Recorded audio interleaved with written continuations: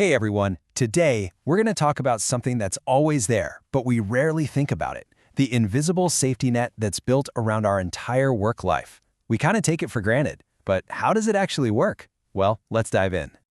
So let's just start with a really basic question. We all focus on salary, right? Of course you have to. But if you really stop and think about it, what is it that makes a job a truly good job? Is it feeling safe? Is it knowing that if something goes wrong, there's a backup plan? That's really the core of what we're going to explore. Exactly. Because a great job is about so much more than what hits your bank account every month. It's really about this whole system of protection. And for this explainer, let's imagine this system as a powerful two-part safety net. Here is probably the simplest way to think about it. The first part of that net is designed to protect you at work, while you're actually on the clock. The second part protects you in life, for those big challenges that might stop you from working in the first place. So let's start with part one, protection at work. Okay, so this first pillar, it's all about your well-being right there in the workplace. This is the whole system that makes sure that when you show up to do your job, the environment itself is safe, it's healthy, and it's looking out for you. The official name for all this? Labor welfare. And when you look at the actual definition, it's kind of surprising. It's not just about rules and boring regulations. It says it's about all the activities designed to make life worth living for workers.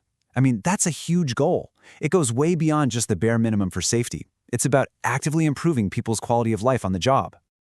And listen, this isn't just a handful of random perks. Labor welfare is a serious, formal field of study. It's got its own well-defined scope, different types, like stuff that happens inside the factory versus outside, and there are even competing theories on the best way to do it.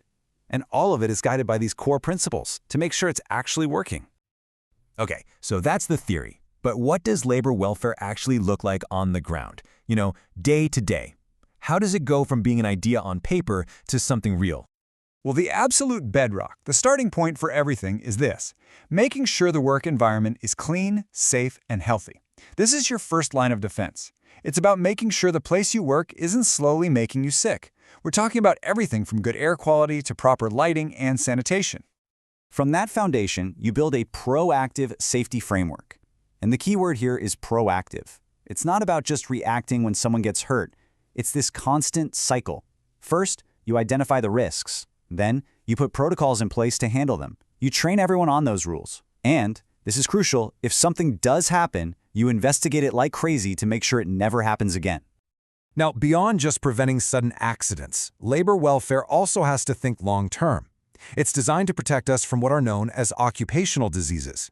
These are illnesses that don't happen overnight. They develop over months or years because of the work you do. Think about a factory worker losing their hearing, or an office worker developing a repetitive strain injury. The goal is to prevent that from ever starting. Okay, so that whole system is protecting you inside the workplace. But what happens when some big life event hits and you can't even get to work? That's where our second pillar, the second part of our safety net, kicks in. And this is the world of Social Security. And notice the big shift in who's responsible here. This isn't just about your employer anymore. This is a much broader commitment from society as a whole. Social Security is basically the set of programs that society puts in place to catch you when you fall because of things like sickness, unemployment, or just getting older. But here's the thing. Social Security isn't just one single program. To really get it, you have to understand that it's split into two totally distinct categories, and they work in completely different ways. So here are the two approaches. On one side, you've got social assistance. This is the classic safety net. It's paid for by the state, by taxpayers, and it's given to people based on their level of need. But on the other side, you have social assurance. This is much more like an insurance plan. You and your employer both pay into a fund over your working life, and that gives you the right to get benefits later on based on what you put in. So there we have it. These two massive pillars, one that protects you at your job and one that protects you from life's biggest challenges. And when you put them both together, you finally get the full picture, the complete safety net. When it comes right down to it, they're just two sides of the very same coin. Labor welfare is your shield at work, focused on your immediate health and safety. And Social Security is your cushion, protecting you from those big life events that could take you out of the workforce completely. And this whole framework, most of it just humming along quietly in the background of our lives, it's the absolute foundation of modern worker protection. It's what helps turn a simple job into a stable, secure part of your life.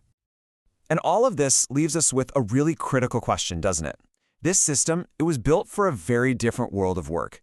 Now, as we're moving into an era of automation, remote work, the gig economy, how do we make sure this safety net evolves to protect the next generation of workers? Definitely something to think about. Thanks for joining me.